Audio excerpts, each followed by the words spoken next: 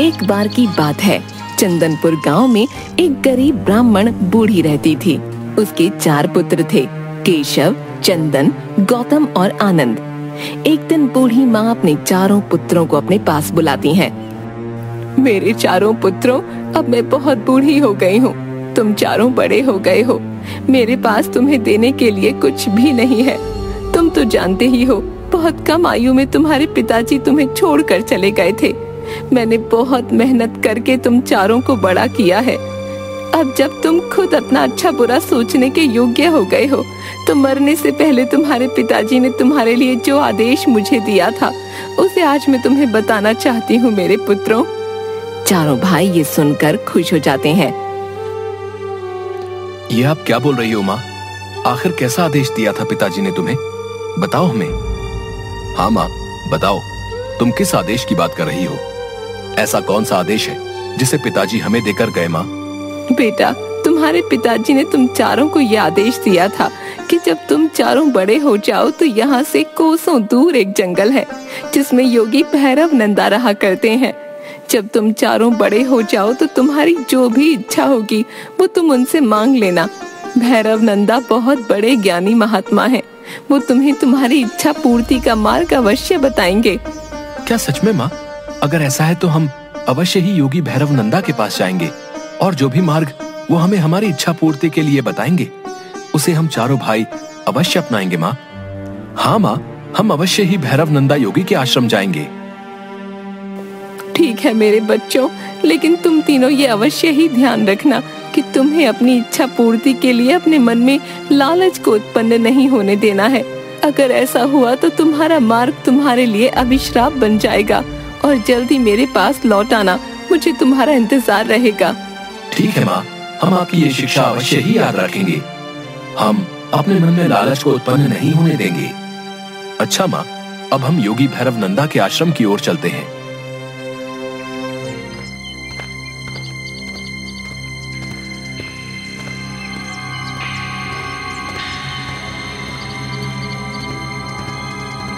भाइयों, क्या सच में गुरुजी के पास दिव्य शक्तियां हैं या बस सब बातें हवा में ही हैं? आनंद, ऐसी बातें नहीं करते। गुरुजी तपस्वी हैं और वो हमारे पिताजी के भी गुरु थे। हाँ हाँ ठीक है, देखते हैं गुरुजी को भी आज।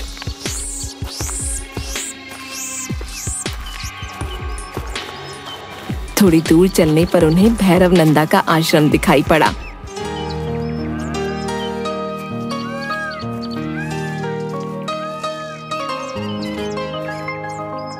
अरे वो देखो, वो रहा योगी भैरव नंदा का आश्रम।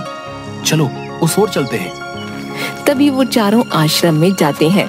वहाँ उन्हें योगी भैरव नंदा ईश्वर के ध्यान में मग्न आश्रम के बाहर बैठे दिखते हैं। प्रणाम गुरुजी, अपनी आंखें खोलिए।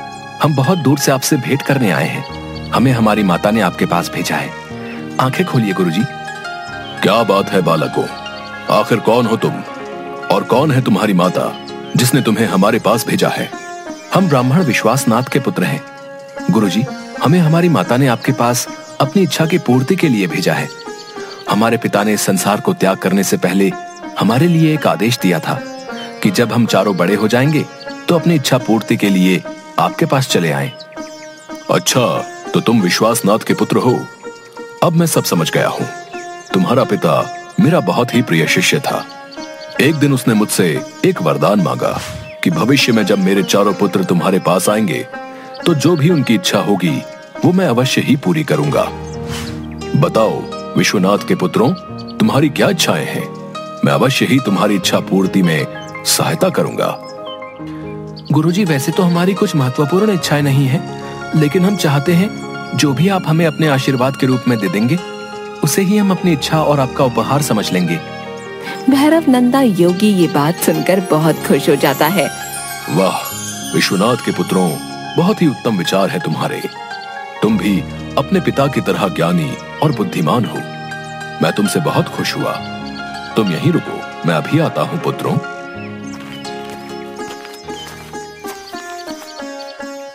अरे अरे, ये क्या बोल दिया भैया ने?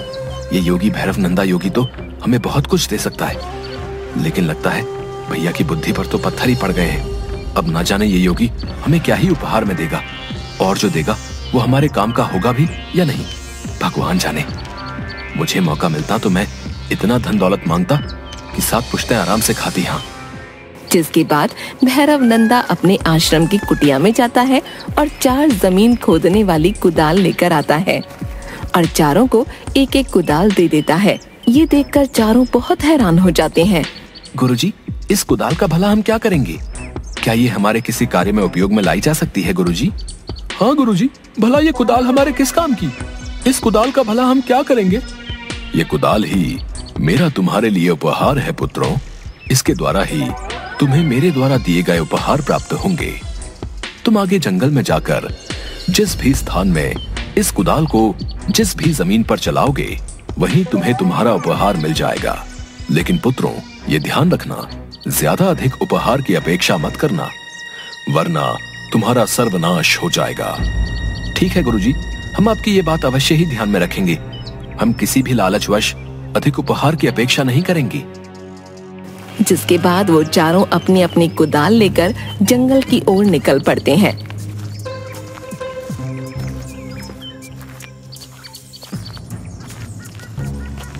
मुझे लगता है हमें इस कुदाल से यहीं खोदना शुरू कर देना चाहिए। गुरुजी के दिए उपहार हमें यहीं इसी जमीन के अंदर मिलेंगे। हाँ भैया, आप बिल्कुल सत्य कह रहे हैं। हमें यही गुरुजी की दी कुदाल से खुदाई शुरू कर देनी चाहिए। मेरा मन तो अंदर ही अंदर प्रसन्न हुए जा रहा है उपहार पाने के लिए। चलो चलो जल्दी करो। तभी वो चारों अपनी अपनी कुदाल से जमीन को खोदना शुरू कर देते हैं। जिसके बाद जब केशव कुदाल से जमीन खोदता है तो उसे अचानक से बहुत सारे तांबे के कुछ सुंदर बर्तन दिखाई पड़ते हैं। अरे वाह वाह, ये तो बहुत ही सुंदर तांबे के बर्तन हैं। इन्हें तो मैं माँ को जाकर दूंगा। बेचारी मिट्टी के बर्तन में खाना बनाती है, जो कि अब पूरी तरह से टूट चुके हैं। मुझे मेरा उपहार मिल गया है। भाइयों देखो। हाँ केशव भैया, ये तांबे के बर्तन तो कितने सुंदर और चमकदार हैं। वाह वाह वाह वाह, बहुत सुंदर। वाकई तुम्हारा उपहार तो सुंदर है। अरे भला ये भी कोई उपहार हुआ? ये मामूली से तांबे के बर्तन है। तभी गौतम अपनी कुदाल से जमीन खोद ही रहा होता है कि उसे चमकता हुआ एक सोने का हार दिखता है। अरे ये देखिए भैया, देखिए देखिए, मुझे भी अपना उपहार मिल गया है।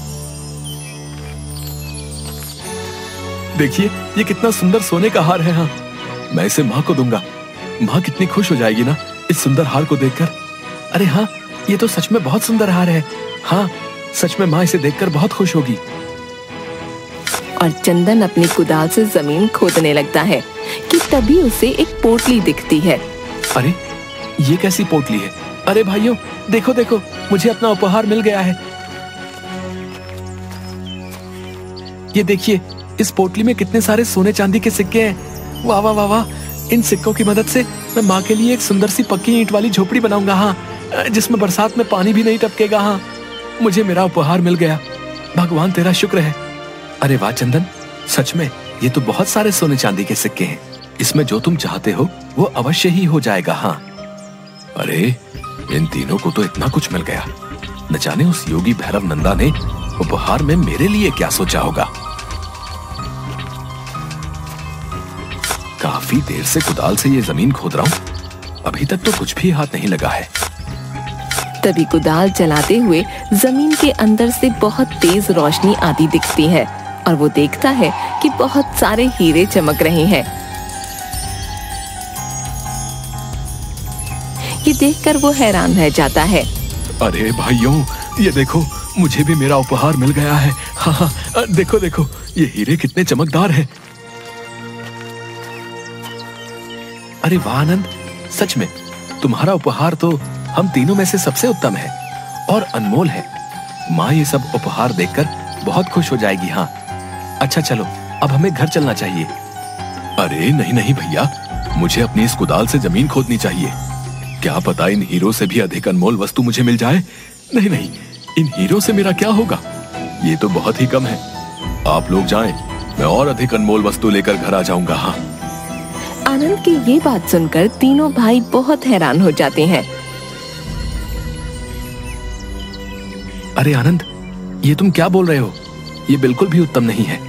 याद नहीं है गुरुजी ने क्या कहा था? हमें जो भी उपहार मिला है उसमें ही संतुष्ट होना चाहिए, अधिक की चाह नहीं करनी चाहिए। अगर हम में से कोई भी ऐसा करेगा तो परिणाम अच्छा नहीं होगा। हाँ, आनंद भैया सत्य ही बोल रहे हैं। चलो अब हमें घर की ओर लौट जाना चाहिए, माँ हमारा इंतजार कर रही होगी। नहीं भैया, मैं बस इन हीरों को लेकर माँ के पास नहीं जाऊंगा। हाँ, मुझे और अधिक और अनमोल उपहार की तलाश है। मुझे विश्वास है वो मुझे इसी जमीन के अंदर मिलेगा। इतने कम धन से मेरा कुछ नहीं होने वाला। मुझे तो बहुत सारा धन चाहिए जो कि यहाँ जमीन के अंदर जरूर दफन है। तुम लोग जाओ माँ के पास, मैं अपना कीमती और बहुमूल्य उपहार लेकर रहूंगा। हाँ। और वो जमीन खोदने लगता है। काफी देर तक जमीन खोदने के बाद उसे जमीन में एक बहुत बड़ी सुरंग दिखाई देती है और अचानक से आनंद के हाथों से कुदाल छूटकर उस सुरंग में गिर जाती है, जिसकी वजह से आनंद का पैर फिसल जाता है और आनंद चिल्लाता हुआ उस सुरंग के अंदर गिर जाता है। अरे बचाओ मुझे, ये क्या हो गया? मेरा अनमोल उपहार, बचाओ बचाओ। तभी ये दृश्य देखकर उसके तीनों भाई हैरान हो जाते हैं। ये तुमने क्या कर दिया आनंद? अपने लालच के कारणवश तुम अपनी ही बनाई सुरंग में गिर गए। इसीलिए ही भैरव नंदा गुरुजी ने ये कहा था कि तुम्हारा लालच ही तुम्हारे सर्वनाश की ओर ले जाएगा। ये तुमने क्या कर दिया आनंद? अरे मेरे भाई, तुम्हें तुम्हारा लालच ले डूबा। अब हम क्या करेंगे? वापस आ जाओ भाई, भाई बाहर आ जाओ भाई, मेरा प्यारा भाई। और तीनों भाई फूट फूट कर रोने लगते हैं। किसी ने सच ही कहा है कि हमें धैर्य और सब्र से काम लेना चाहिए। लालच विनाश का कारण है। यहाँ अगर आनंद कम धन में संतुष्टि कर लेता तो उसे मौत के मुंह में जाना नहीं पड़ता।